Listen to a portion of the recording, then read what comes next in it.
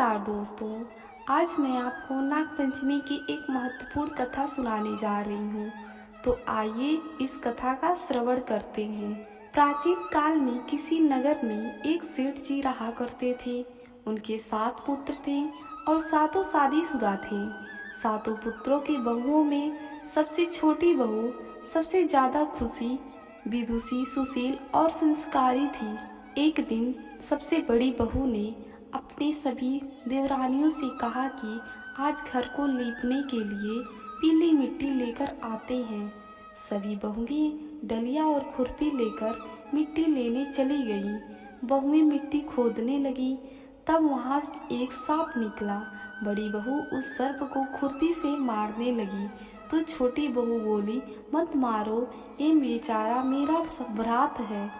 यह सुन बड़ी बहू ने सर्प को नहीं मारा। तब सर्प एक किनारे होकर जाकर बैठ गया। छोटी बहू ने सर्प से कहा, आप यहाँ से मत जाना, मैं अभी आती हूँ। ऐसा कहकर छोटी बहू सर्प के लिए दूध लेने चली गई। घर पहुंचकर अपने कामों में लग गई और सर्प को किया वादा भूल गई।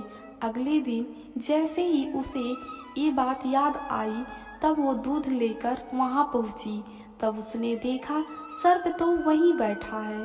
सर्प को देखकर वो बोली, भैया मुझे माफ कर दो, मैं अपने कामों में लगकर आपसे किया वादा भूल गई थी। सर्प बोला, मुझसे झूठ बोलने के लिए मैं तुम्हें अभी डस लेता, लेकिन अभी तुमने भैया कहा इसलिए छोड़ रहा हूँ और आज से तुम मेरी बहन हुई, तुझे जो चाहिए मांग ले। छोटी बहू बोली, भैया मेरा कोई नहीं है, मुझे एक भाई मिल गया, मुझे अब कुछ नहीं चाहिए।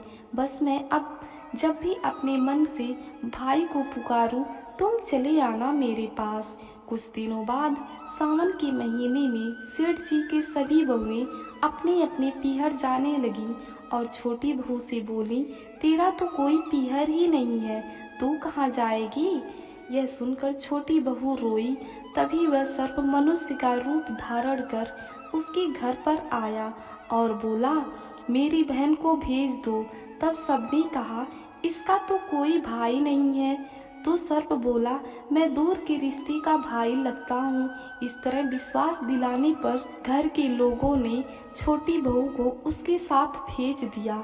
रास्ते में उसने छोटी बहू को बताया कि मैं तुम्हारा भाई सर्प हूँ, मैं तुम्हें अपने साथ नागलोक ले जाने के लिए आया हूँ, तुम डरना मत, तुम मेरी पूंछ पकड़ लो। छोटी बहू ने सर्प के कहे अनुसार किया। जैसे ही नागलोक पहुंची, नागलोक के धन ऐश्वर्य को देखकर छोटी बहू चकित रह गई। सर्प उसे अपनी माता के पास ले गया और बोला, माता ये मेरी बहन है, इसने मेरी जान बचाई थी और यह कुछ दिन हमारे साथ रहने आई है। सर्प की माता ने छोटी बहू को गले से लगा लिया। अब वह वहाँ खुशी खुशी रहने लगी। वहाँ शेषनाग के छोटे छोटे बच्चे जन्मे हुए थे। वह रोज देखती कि माँ सभी को दूध गर्म करके ठंडा करने के बाद घंटा बजाती और सभी सर्प वहाँ आकर दूध पी लेते थे। एक दिन वह माँ से बोली, माँ आज मैं दूध ठंडा कर देती हूँ। अभी दूध ठंडा भी नहीं हुआ कि छोटी बहू ने जल्दबाजी में घंटा बजा दी। घंटी की आवाज सुनकर छोटे छोटे सर्प दौड़ पड़े और दूध पीते हैं। कईयों की फन जल गई और सर्प बोले, हम इसे डसेंगे। परंतु माँ के समझाने के बाद बच्चे मान गए। तब उसके भाई सर्प और उसकी माँ ने हीरे मोती जवाहरात देकर उसे विदा किया।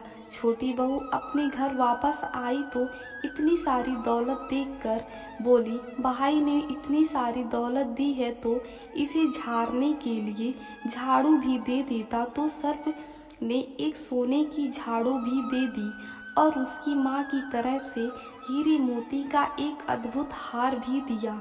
उस हार की प्रशंसा सारे नगर में होने लगी। जब यह प्रशंसा नगर की रानी ने सुनी तो उस हार को पहनने की इच्छा उस राजा को बताई। राजा ने तुरंत अपने सैनिक को वह हार लेने भेज दिया। राजा की डर से सेठ जी ने छोटी बहू का हार सैनिकों को दे दिया। इस बात से छोटी बहू बहुत दुखी हुई और अपनी भाई सर्प को याद करके उसे सारी बात बताई। सर्प बोला, बहन तुम दुखी मत हो, राजा खुद तुम्हें वह हार लौटाने आएगा। रानी ने जैसे ही वह हार पहना तो वह हार सर्प बन गया और रानी ने डर के उस हार को फेंक दिया। यह देखकर राजा ने छोटी बहू को उपस्थित होने का आदेश दिया। सेठ जी स्वयं छोटी बहू को लेकर गए। राजा ने छोटी बहू से पूछा कि तुमने क्या काला जादू किया है।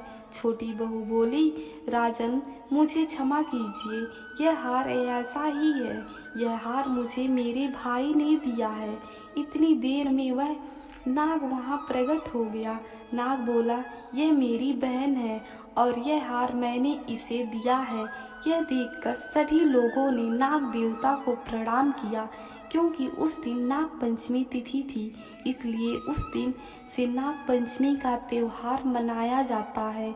इसलिए तब से सभी स्त्रियां सर्प को भाई मानकर पूजा करती हैं। नाग पंचमी की जय, माता लक्ष्मी की जय, भोलेनाथ की जय।